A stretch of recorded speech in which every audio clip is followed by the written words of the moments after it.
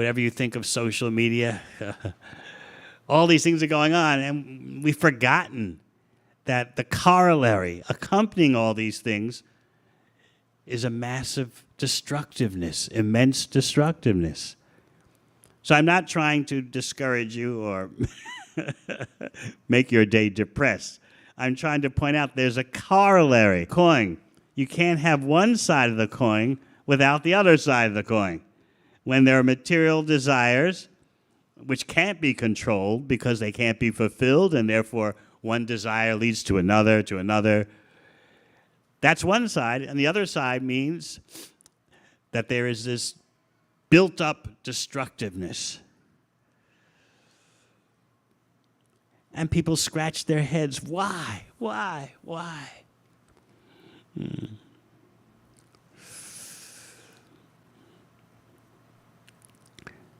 When you think of horrors, you think of Hiroshima, Nagasaki, the end of World War II. That devastation was like compared to what is available today, that was just a little firecracker. So why are we talking about this? To show, just from one analysis, where humanity is going. And we're not even talking about climate change and environmental havoc. We're not talking about that. We're just talking about one aspect. So why am I saying this? First of all, as I said, so that we start to finger the culprit and think it's not so innocent having material desires. They must be out of control by definition because they can't be satisfied. And then there must be wrath. You have to take it out on someone. Just like here in the USA, you have people fearing that so many immigrants are here and the birth rate is declining of a dominant group and there's interbreeding going on. This is something to be afraid of. We're losing control, we're losing our grip. We won't be able to fulfill our material desires. But you've never been able, no one's ever been able to fulfill their material desires. But you have to have someone to blame. Whether you're the group on top or the group on the bottom or the group in the middle, you've got to have someone to blame for why material desires can't be fulfilled. So in this way, you see the world is topsy-turvy in the name of human progress. Name of human progress. People are fearing. We'll be outbred. We'll be overrun. We'll be replaced. We won't be able to fulfill our desires because of these people or this nation or that nation. We have to conquer this nation so that we can have a buffer attacked by other nations. Never mind the havoc we're causing. This lust manifesting on all fronts is devouring the world. As Krishna says in Bhagavad Gita, this sinful enemy devours the whole world.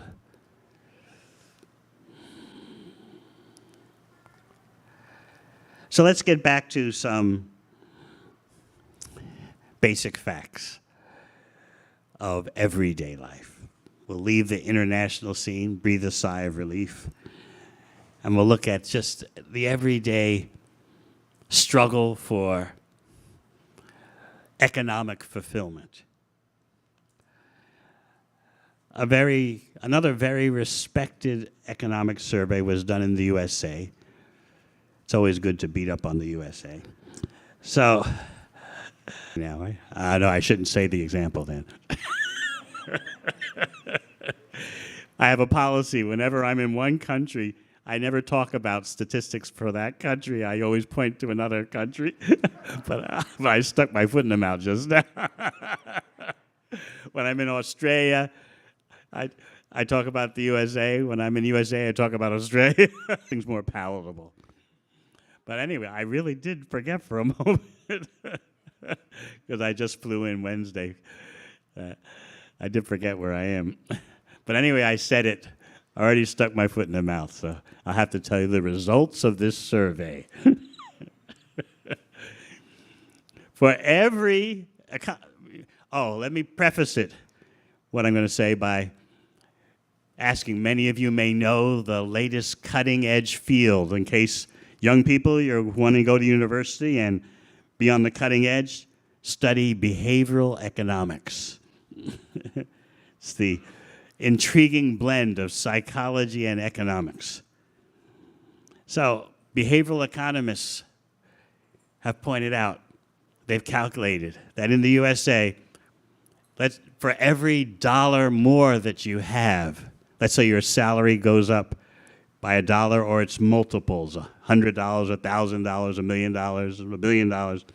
But just bring it down to the lowest amount and then magnify from there.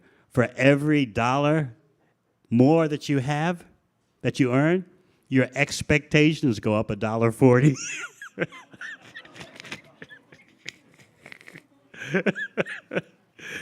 You can never be satisfied. And the worst thing is brought about by social comparison. And who can say that they are immune to social comparison? It affects everyone, whether they know it or not. One, besides Radhe Shyam Prabhu, another famous India, told me, he said, Maharaj, there's one major difference between India and the West. In the West, you do what you want and don't care what anyone thinks. And in India, you're always worried, what are they thinking of me? Do you agree? What are the others thinking of me? How are they perceiving me? Social comparison, either or north, south, east, west, plays such an enormous factor in our life, whether we admit it or not. Somehow, what I want, I don't care what anyone thinks. California style, I'm good.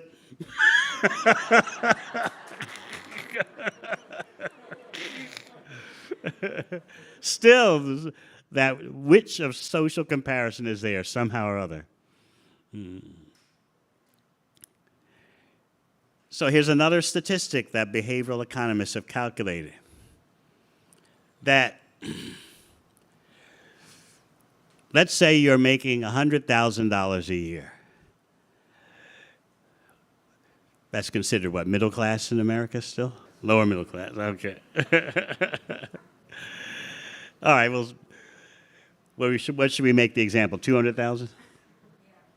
All right, 200,000. Let's say you get a raise of $100,000 a year, so you're up to 300,000. What happens is that you'll feel momentarily good about that. There's no doubt. Except if you are in the company of those 1,000 or 400,000. That punctures your balloon. But as long as you just associate with those who are making only 250,000, your false ego is intact. But as soon as you start socializing with those who are making more money than you, discontent comes to the fore. And you're not satisfied. So I'm pointing out all these factors to try to convince us that there's nothing innocent about material desires, and we need a transformational process to deal with them. Otherwise, we'll never be peaceful, we'll never be happy. So this is why Krishna says in Bhagavad Gita, Bhoktaram Yagatapasam Sarva, beneficiary of all your sacrifices, of all your efforts.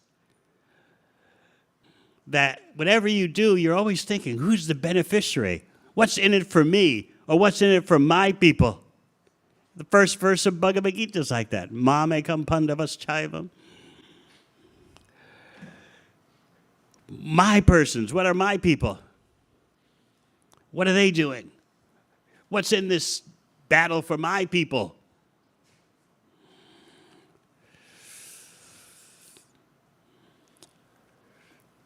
So in this constant effort to just think about who is benefiting, we forget Krishna. And that's why Krishna is asserting himself. I'm the bhokta, I'm the beneficiary. You must be doing some kind of effort in this world. You must be doing some kind of sacrifice.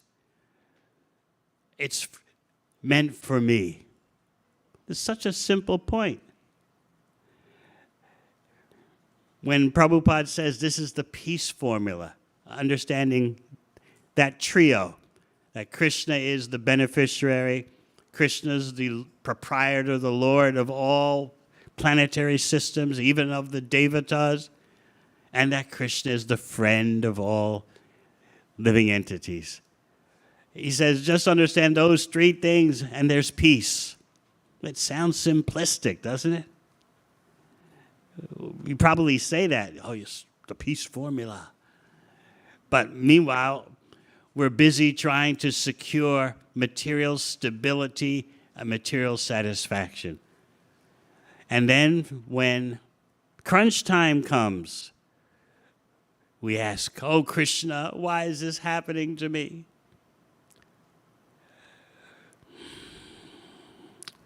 We look at the tragedy in Ukraine.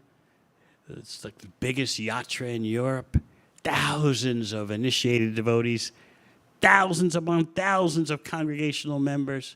And when I read reports of letters from them, devotees trapped, and they're describing how they have no electricity, no water, no gas, and bombs and rockets are exploding overhead, and fighter planes are flying overhead, and women are just left with their children,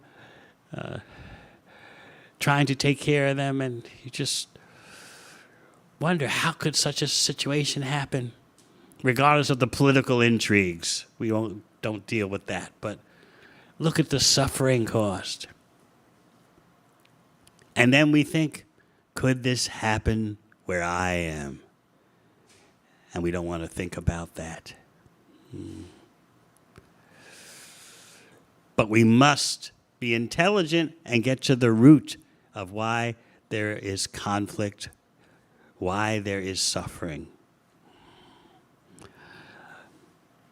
Our tendency is usually to blame the deity, the Supreme Personality, for our suffering. If we're theistic, we know we're to blame.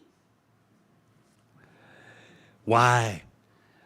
We've been chanting your glories, Krishna. We've been serving you, and this is happening to us. Why? We forget that in Bhagavad Gita, Krishna clearly says, Dukkhalayam shashvatam.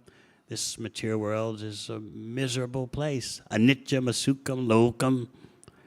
This world is full of temporariness and suffering. We forget all that. And we don't remember Krishna exhorting us, don't go there. We don't remember that. We have that amnesia. Just like a child cannot remember the previous death. We don't remember Krishna ever telling us, don't turn away from me. Don't go to the material world. We came and then we... Of course, we grieve for the suffering of anyone, especially the suffering of devotees. And it's difficult often not to say, Krishna, why? Why are you doing this to us? So I've been thinking about these devotees in Ukraine, how they're grappling with these, they're forced to grapple with these very deep issues. Why all this suffering? All we want to do is chant Hare Krishna. All we want to do is associate with devotees. Yet, many of them write that we're just left with the holy name. We're trapped in basements in our apartment buildings. We can't go above the basements because the windows are being blown out by bomb explosions, and artillery fire can level the whole apartment building. We're just cowering in basements. At the same time, we've never felt so closer to the Hare Krishna mantra. So you may say, well, that's very glorious that they're becoming more attached to chanting Hare Krishna, but doesn't Krishna want them to live, right? Let us think. What's the death rate in the material world? Anyone know?